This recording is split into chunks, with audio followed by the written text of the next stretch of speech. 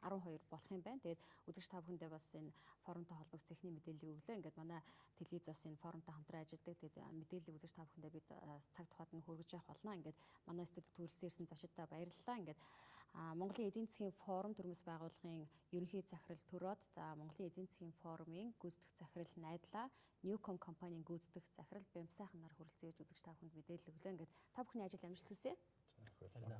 За анхаарлаа хандаас үзэгч та бүхэндээ баярлалаа. Дараагийн нэвтрүүлэг хүртэл баяртай.